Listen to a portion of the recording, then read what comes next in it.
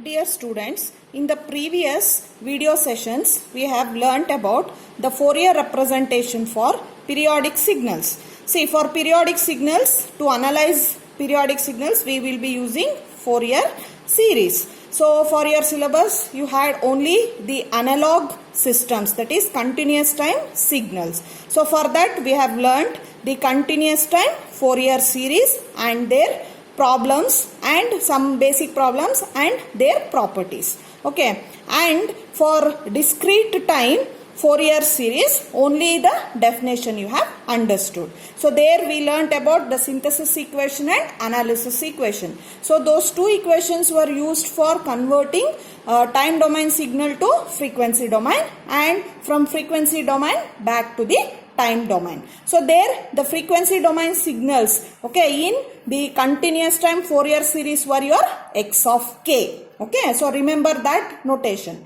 So today in this video session you are going to learn about Fourier representation for aperiodic signals. Aperiodic signals means which are not having a fundamental period time t. See, your periodic signals means which will be having one period, okay, so which is repeated from minus infinity to plus infinity. So for such signals a time period will be defined, but for aperiodic signals, so there is no time period. So the example of aperiodic signals will be like this, no time period will be defined for that. So now for all such signals, how we do the Fourier representation? See, among Fourier series and Fourier transforms, okay, so the transforms are very important. The reason is the transforms are for aperiodic signals. Always remember, series is for the periodic signals, transforms are for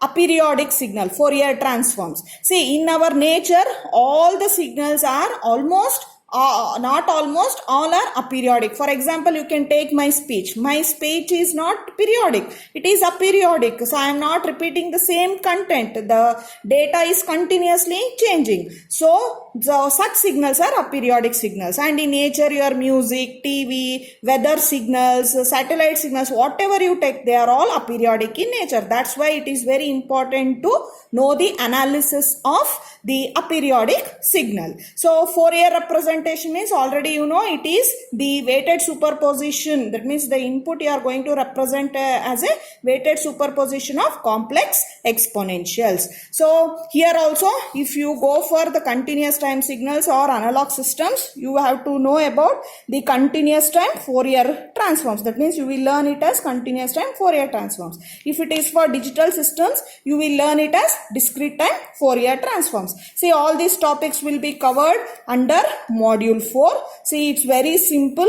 You will learn the continuous time Fourier transform, the definition, the analysis equation, synthesis equation and their properties and problems, basic problems, and discrete time Fourier transforms, the definition, analysis equation, synthesis equation and the basic problems, and you are going to learn about the properties. So now let us see the analog systems, continuous time Fourier transforms definition. See, the continuous time Fourier transform definition is like this. A non-periodic continuous time signal x of t can be expressed as, okay, this is synthesis equation. That means we have x of j omega. See, in Fourier series we were having capital X of k. In the same way, when it comes to the transforms, it is x of j omega. So x of t is equal to 1 by 2 pi. Okay, so this is the radians what they have taken, that is complete one, 0 to 2 pi. So integration from minus infinity to plus infinity, x of j omega e to the power of j omega t dw. So this is synthesis equation where x of j omega is defined as integration over minus infinity to plus infinity x of t. X of t is here time domain signal, e to the power of j omega t dt. This is an analysis equation. Using analysis equation, you can convert time domain signal to frequency domain. Using synthesis equation, you can convert the frequency domain signal back to the time domain signal. So these are the definitions of Fourier transform. Continuous time Fourier transforms. They can also be just called as Fourier transform. No need to tell like CTFT. You can omit CT, continuous time. If I just write FT means it is nothing but analog systems or continuous time signals. So x of j omega and x of t form the Fourier transfer pair. X of t Fourier transform, you will get x of j omega. X of j omega is frequency domain representation. X of t is time domain representation. X of j omega is non-periodic.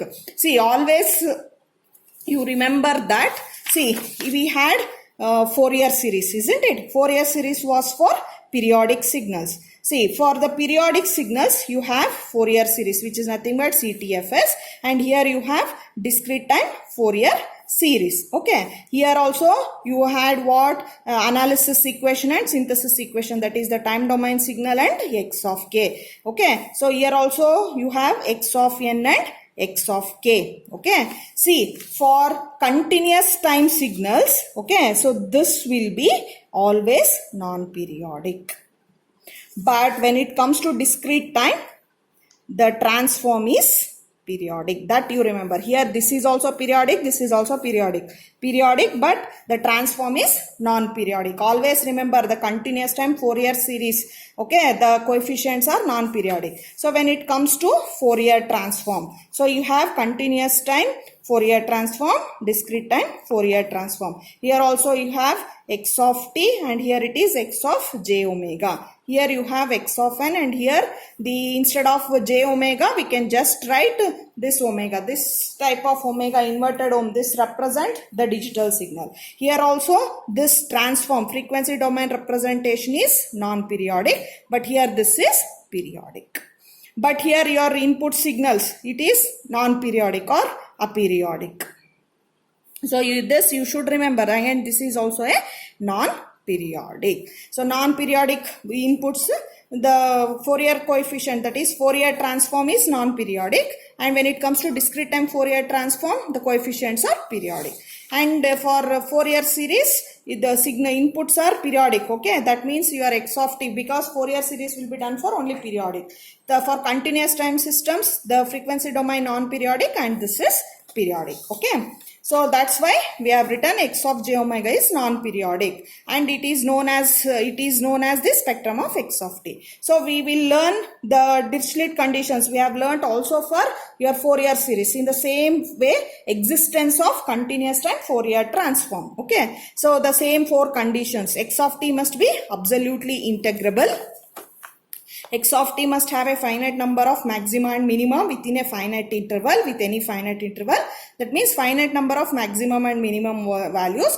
X of t must have finite number of discontinuities within a finite interval. Within a finite interval, so finite number of discontinuities. So all above conditions are sufficient, but not necessary conditions. Okay, for the existence of the CTFT. And the properties of continuous time Fourier transforms are linearity, time shift, frequency shift, scaling, time differentiation, frequency differentiation, integration, convolution, modulation, Parseval's theorem, or it is also known as Rayleigh's theorem, symmetry and duality. Thank you.